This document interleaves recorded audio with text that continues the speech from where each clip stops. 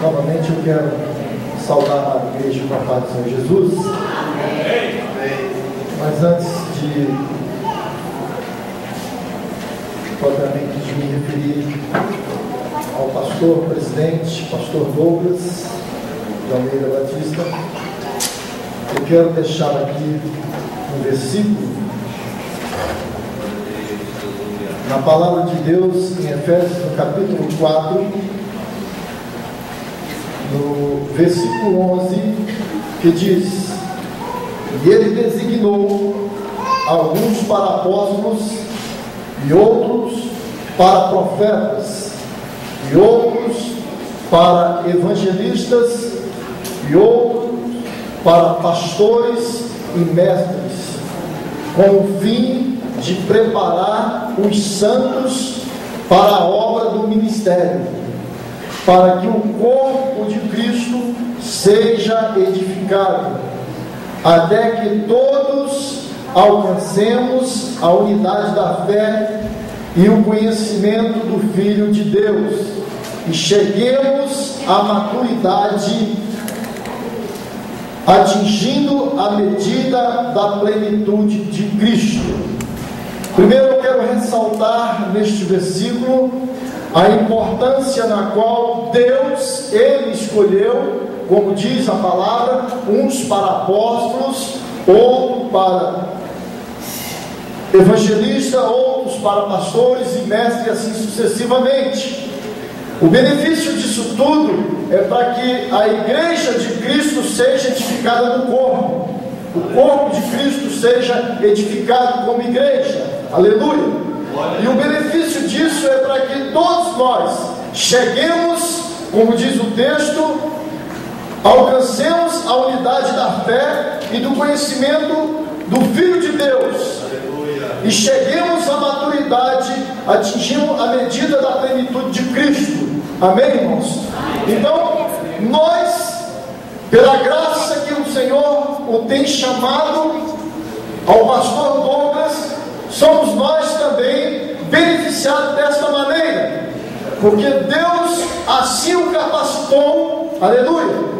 E assim a obra de Deus, ela prossegue edificada, o corpo de Cristo em unidade, edificado solidamente, para que chegamos à medida da plenitude de Cristo. Louvado seja o Deus, nós chegamos à altura, à medida de Cristo em nossa vida.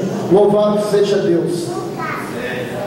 Como segundo vice-presidente deste ministério, na qualidade de pastor adjunto, é óbvio que todas estas honrarias prestadas, as homenagens prestadas ao dia do pastor em acessão, que é o pastor Douglas, no cargo de pastor desta igreja, como presidente, ele, por toda a igreja, ele é honrado.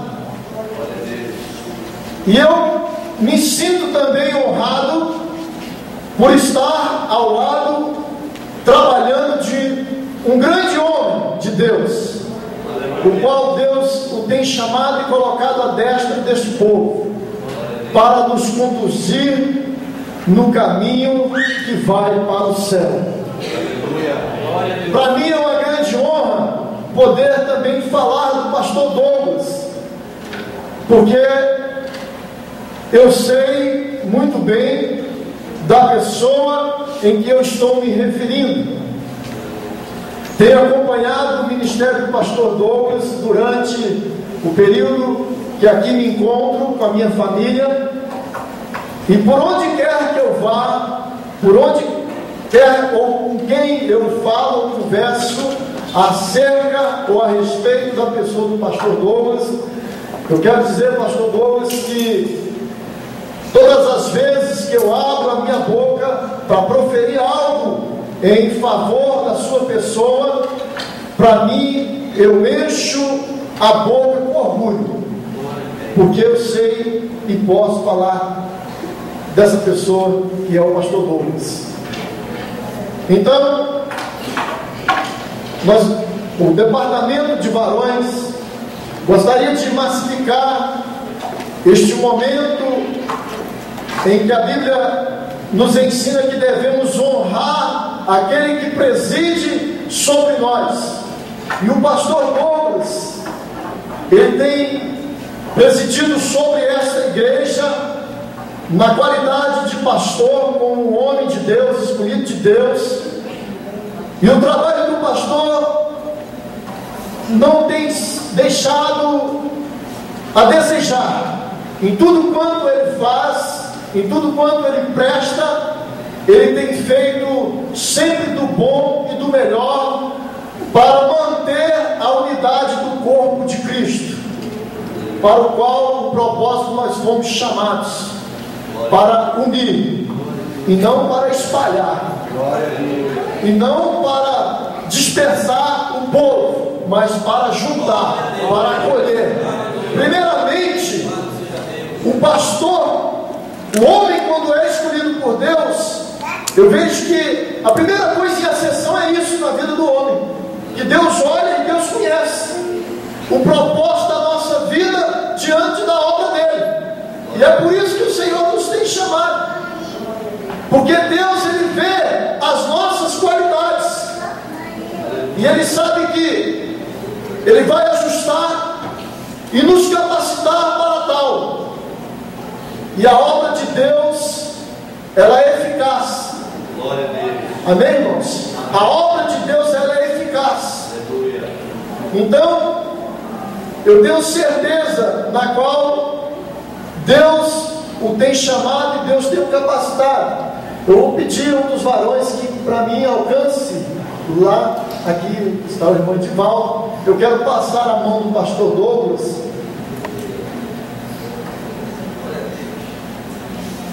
Em nome do departamento de varões do ministério dessa igreja, eu quero passar as mãos do senhor, pastor, para massificar este momento e dar um grande abraço ao senhor, que o senhor é.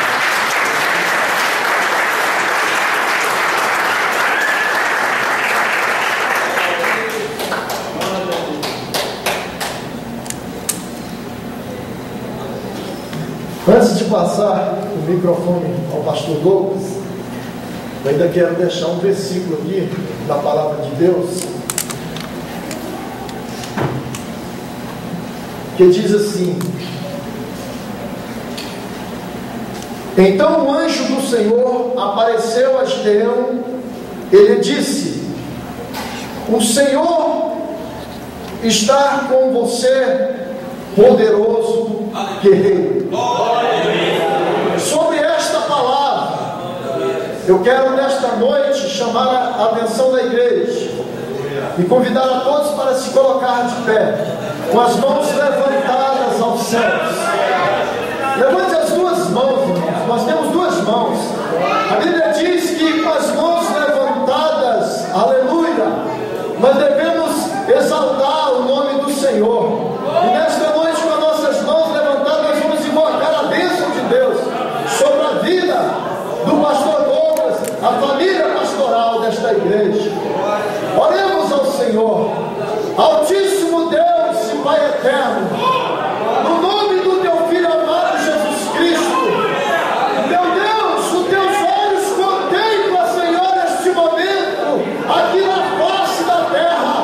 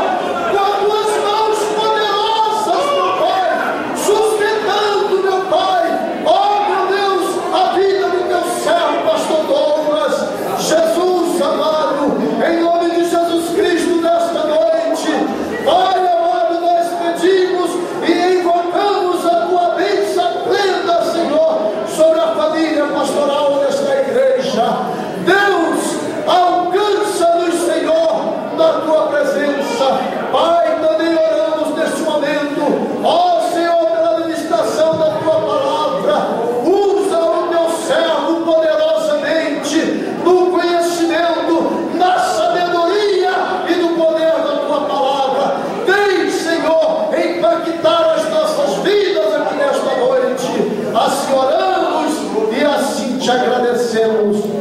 No nome santo de Jesus Cristo. Amém. Prezados irmãos, a paz do Senhor Jesus. Amém. Tomai o vosso assento, meus irmãos.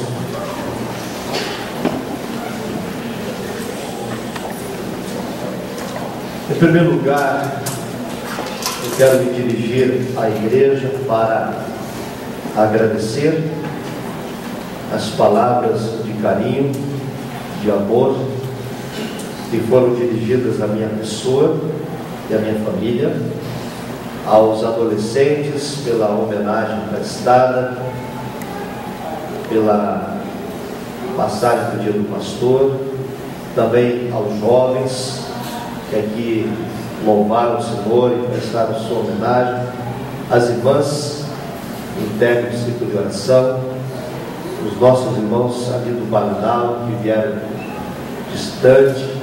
Irmão César até colocou o terno. Glória a Deus. E outros irmãos acompanharam o César. Que maravilha. Isso nos alegra. Agradeço as palavras de todos os irmãos que aqui fizeram o seu pronunciamento, ao pastor Anivaldo, aos obreiros que estão no altar, os demais líderes da igreja, pelo carinho. Muito obrigado de coração.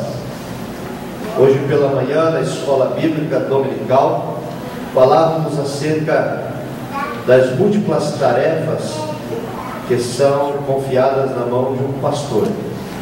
Entre elas, a mais difícil de todas e a mais nobre, a missão que é ensinar a palavra. E eu vi aqui o pronunciamento dos irmãos, algumas referências elogiosas, e eu agradeço a Deus porque esta é uma grande máxima de que da pessoa que somos, teremos ao nosso lado amigos que vão nos amar, nos honrar, nos respeitar, e pelo mesmo motivo há outros que vão nos odiar e nos desprezar. Falar a verdade, ensinar a verdade é um grande desafio do dia em que nós vivemos. Aqueles que amam a verdade, que abraçam a verdade, mesmo que a verdade os faça confessar suas culpas e mudar seus comportamentos, permanecem conosco. Aqueles que não suportam ouvir a verdade. O homem desde o Éden, ele tem dificuldade de ouvir a verdade. Quando Deus interpelou Adão acerca do erro cometido, ele não reconheceu sua culpa, passou para Eva. Eva, quando foi interpelada por Deus sobre o seu erro, também não admitiu, transmitiu a culpa para a serpente. Então estavam ouvindo as irmãs cantarem, os adolescentes cantarem, os jovens aqui cantaram, especialmente esses departamentos, e eu fiquei me recordando destes já quase 13 anos, 12 anos e meio que estamos na liderança desta igreja. A grande rotatividade durante esses anos todos, de grupos de jovens que se alternam, de grupos de adolescentes que se alternam, de grupos de irmãs que se alternam, de pessoas que vêm e voltam, daqueles que vêm e ficam, daqueles que vão embora, dos que são transferidos. Dezenas e dezenas desses grupos já passaram aqui pela igreja e prestaram homenagens similares a esta.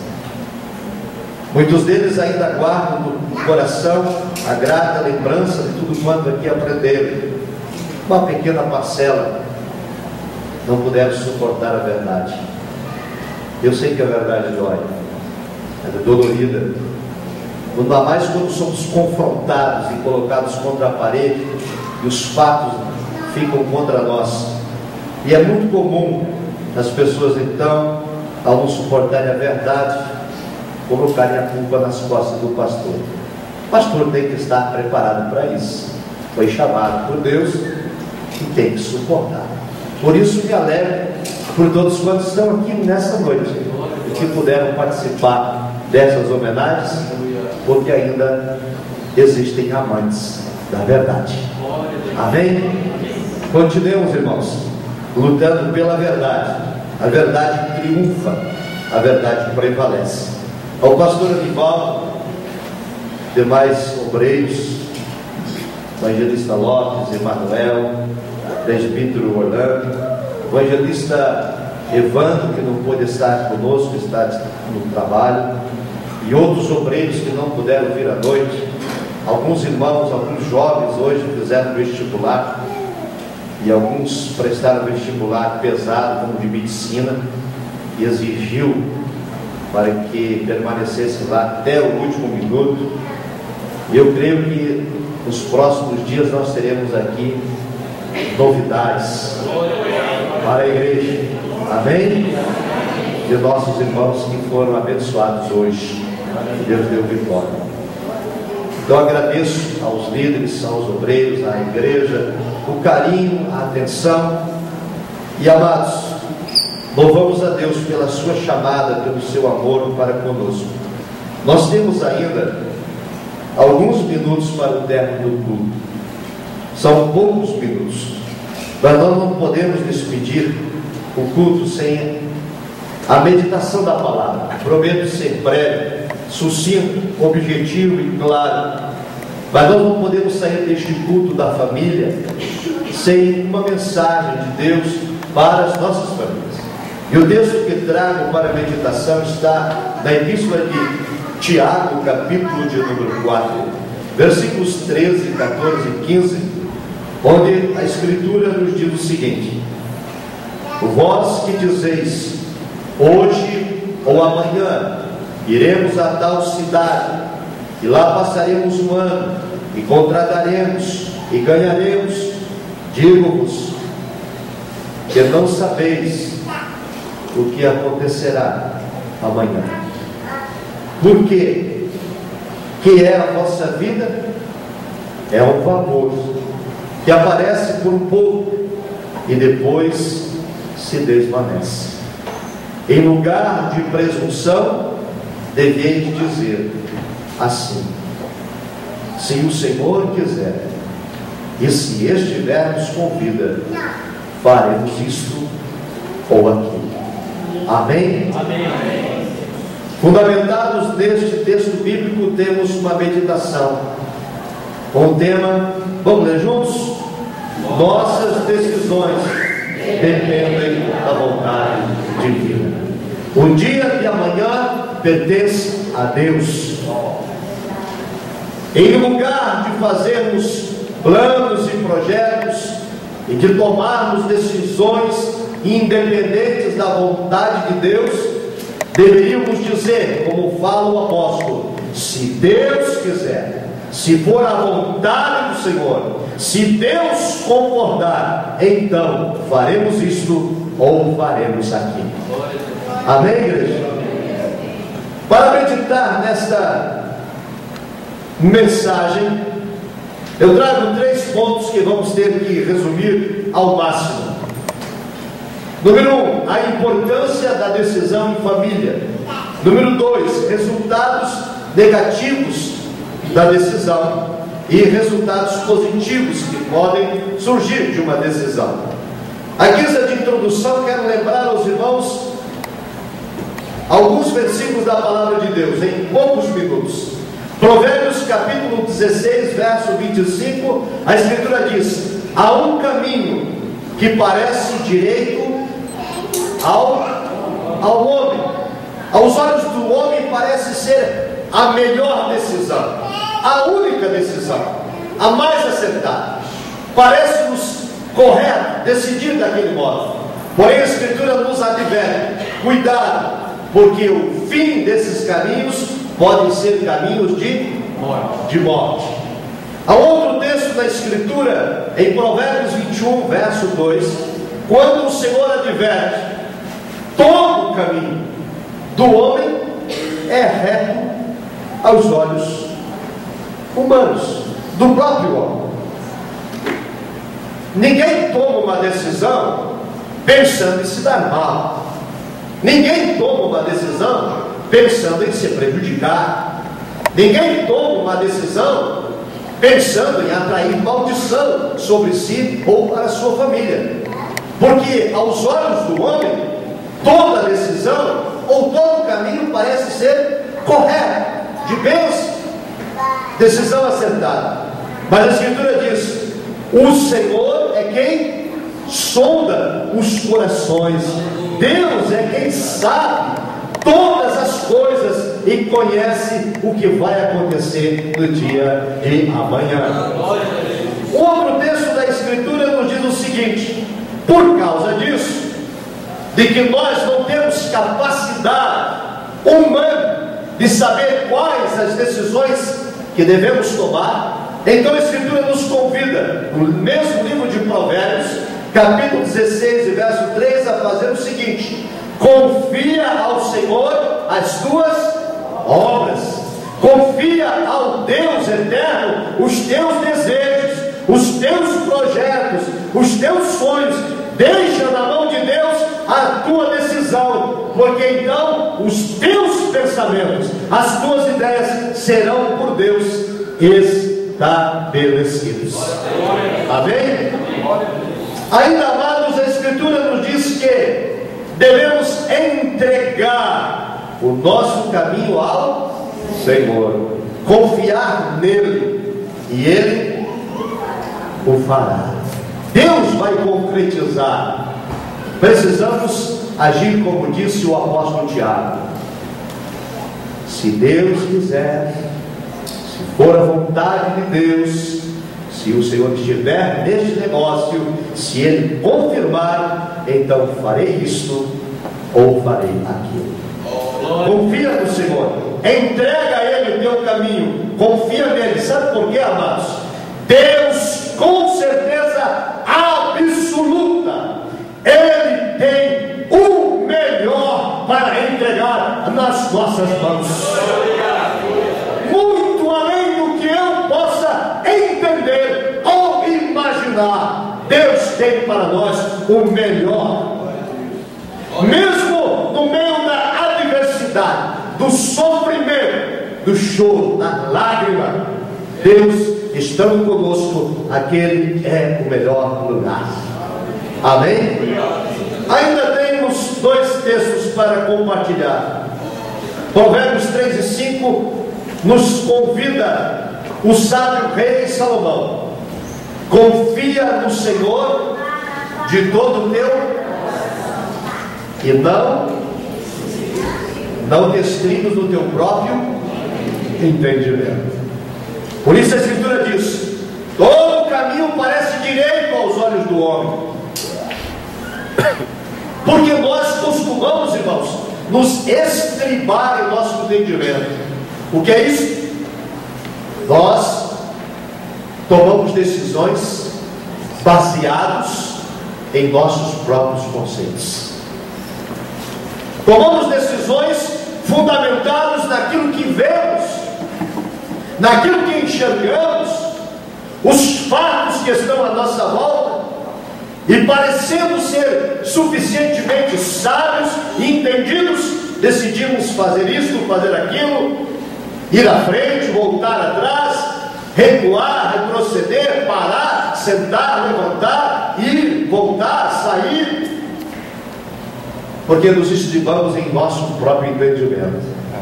Mas quando nós sujeitamos a Deus a nossa vida por inteiro, por completo, então diz-nos o sábio rei Salomão, que muitas vezes precisou tomar decisões. Ele disse: confia no Senhor com todo o teu coração, Deus tem o melhor, aceite a orientação que vem do céu. Deste modo, a Escritura nos adverte: não erreis, não cometam erro em nenhuma decisão, não se precipite. No calor das emoções, no fragor da batalha, no momento de dor, de sofrimento, de ofensas, não se precipite, porque Deus não se deixa escarnecer. Não adianta depois reclamar com Deus, porque Deus só vai influenciar na sua decisão se você deixar. A Escritura diz: eis que estou à porta e bato. Deus não arromba, Deus não invade. Ele diz: estou à porta e bato. Se alguém ouvir a minha voz e se abrir a porta, então, diz Deus, eu entrarei.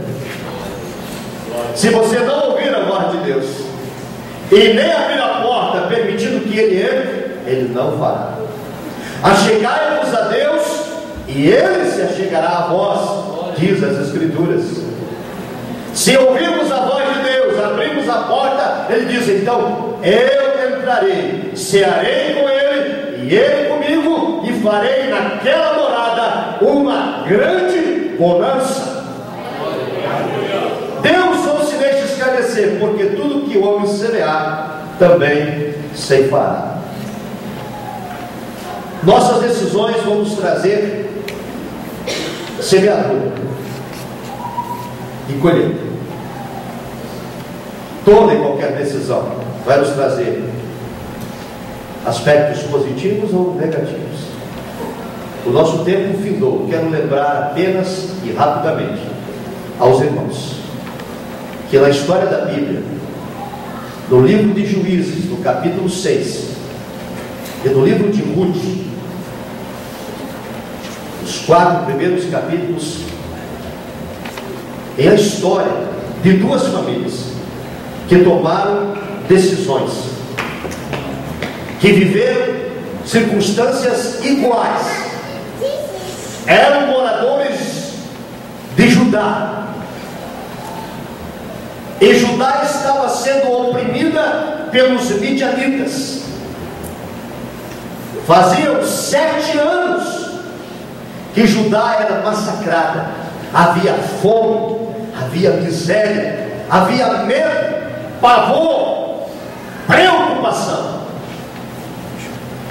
E uma família liderada por um chefe chamado Elimelec, ao ver a situação da adversidade, as reclamações de sua esposa Noemi, as murmurações de seus filhos Malom e Quilion, Elimelec decidiu que era hora de ir embora, partir de Judá, ir para Moabe, uma terra onde havia pão. E pensou em Elimelec ser esta a decisão mais acertada, e foi para lá com sua família. O primeiro ano tudo transcorreu bem. No segundo ano, igualmente, transcorreu tudo bem. No terceiro ano, Elimelec morreu. Noemi ficara viúva com seus 2 filhos, órfãos de pai. Os anos passaram e aqueles rapazes casaram com 2 mulheres moabitas, Ruth e Orfa. Agora parecia que a vida tinha tomado um novo rumo, mas a desgraça de novo alcançou aquela família. Malom e Quilion morreram, e agora Noemi ficou com uma casa com 3 viúvas, ela e suas 2 noras. A única coisa a fazer era voltar atrás. A decisão errada, tomada 10 anos antes, obrigou Noemi a voltar, humilhada, destruída, sem nada. Mas ao se humilhar, ao voltar de onde nunca tinha saído, Deus estendeu a mão sobre Noemi, restaurou a sua família, dando graça a Ruth, que se casou com Boaz, onde tiveram um filho chamado Obed, de onde descendeu um chamado Jessé, de onde descendeu um bisneto chamado Davi, de onde vem nascer o rei Jesus, o Senhor. Mas eles tiveram a oportunidade de arrependimento. E quantos não têm? Neste mesmo tempo, nesta mesma ocasião, em Judá, também vivendo sob a opressão dos midianitas, também a família em miséria, em opressão, em fome, também a esposa e filhos a murmurar. Um outro chefe de família, chamado Gideão, decidiu diferente de Elimelec. Gideão, ele decidiu que não suportaria mais os ataques do inimigo, mas ele não se voltaria contra seu povo. Ele lá permaneceria e lutaria, se fosse necessário, entregando a sua própria vida em favor da sua casa. Então ele foi lá no lagar para malhar um trigo e tomou uma decisão de ousadia, porque Gideão foi reconhecido por Deus como um homem corajoso, como um guerreiro, como um valente. Deus disse para ele, por intermédio do anjo: o Senhor é contigo, varão valoroso. Elimelec acovardou-se, decidiu equivocadamente, colocou a família em desgraça e maldição. Anos depois, sua esposa precisa retornar ao começo de tudo para restaurar a família. Gideão tomou postura, aleluia, decisão acertada. Deus disse: Gideão, o Senhor é contigo, tua decisão, ela está aprovada por Deus, e pela tua força, pela tua coragem, você não vai restaurar apenas a tua casa, eu, Senhor, te usarei, e você vai restaurar a nação inteira. Quando o livro de Hebreus é escrito, no capítulo de número 11, lá na galeria dos Heróis da Fé, o escritor diz: me faltaria tempo para escrever sobre o grande herói Gideão, um valoroso homem de Deus. Elimelec entrou para a história como covarde, fracassado, e Gideão está na galeria dos Heróis da Fé. Que decisão vamos tomar? Precisamos consultar a Deus. Deus tem que estender a mão, porque nossas decisões dependem da vontade divina. Fiquemos em pé, meus amados irmãos. Quantas decisões você precisa tomar? Que decisões sua família precisa tomar? Decisões tomamos sempre. Os irmãos que prestaram homenagem ao dia do pastor tiveram que decidir que hino cantar, tiveram que decidir que lembrança comprar. Tudo implica indecisão.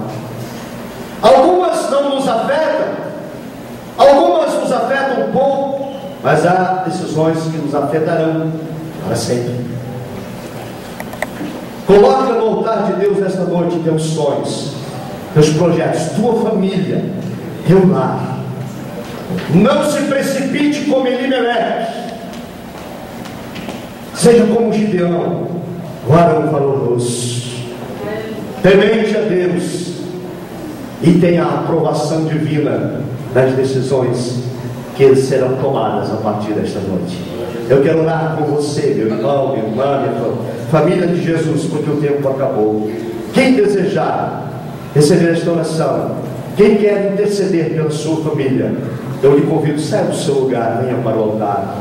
Em nome de Jesus, decisões precisam ser tomadas, muitas delas: o namoro dos filhos, o casamento dos filhos, a profissão, a carreira a seguir, o vestibular a ser prestado, o concurso público a ser realizado, onde morar, como viver, onde congregar, como servir a Deus. São todas decisões que competem à família, mas a família precisa está sobre a orientação divina, sobre o projeto de Deus.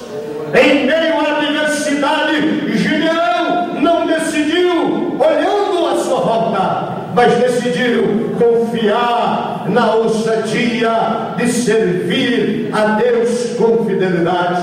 Nós vamos orar, fecha os teus olhos agora. Aleluia! Eterno e maravilhoso Deus, Altíssimo, soberano, Criador dos céus e da terra, Senhor da igreja, tua palavra foi ministrada. Pai amado, tu fala conosco. Sim, nós não queremos tomar nenhuma atitude e nenhuma decisão sem o teu aval, sem a tua concordância, sem a tua orientação. Queremos, ó Deus, te servir com fidelidade, com alegria. Não nos faça como Elimeleque, mas nos transforma em Gideões, em um nome santo de Jesus. Abençoa os chefes de família, abençoa os lares, abençoa as casas aqui representadas e estenda a tua mão pelo teu Espírito Santo a nos conceder vitória. Repreende o mal que nos assalta, o levante do inferno contra as nossas vidas e abençoa a nossa saúde, repreendendo as doenças, nos dando vitória também na vida profissional, acadêmica e financeira, para a glória de Deus, em o nome santo de Jesus Cristo. Em nome de Jesus. Quem crê pode dizer amém? Amém. Aleluia. Irmãos, em pé, só um minutinho. Amanhã tem culto do Bananal. E amanhã tem um culto especial lá no Bananal, na César. Amanhã nós vamos estar lá em nome de Jesus para fazermos, no momento, vamos abreviar um pouco o culto, fazemos o lançamento da pedra fundamental. Amém? Para começar ali os ajustes para a construção da congregação. Amém? Louvado seja o nome do Senhor. Tem curso de teologia para os alunos. Terça-feira o culto de estudo bíblico. Nós vamos estudar o último dos aspectos dos dons espirituais, chamado Operação de Maravilhas.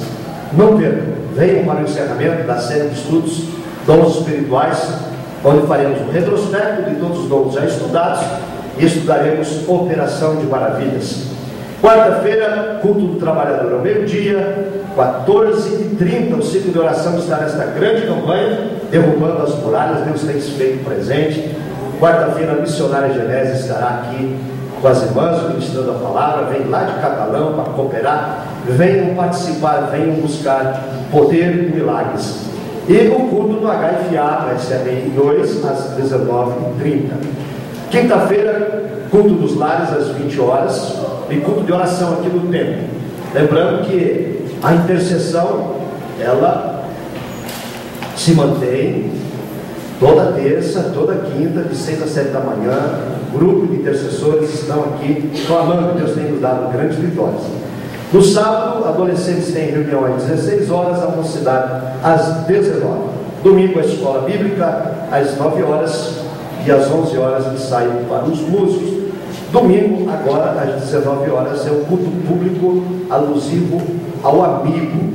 Então, irmãos, tragam um amigo, um colega de trabalho, diga a ele: olha, domingo é o culto do amigo lá na igreja e eu tenho que levar um amigo. Você é meu amigo e eu quero que você vá comigo. Traga alguém para ouvir a palavra. Amém? Louvamos a Deus então pelo culto, pela presença de todos.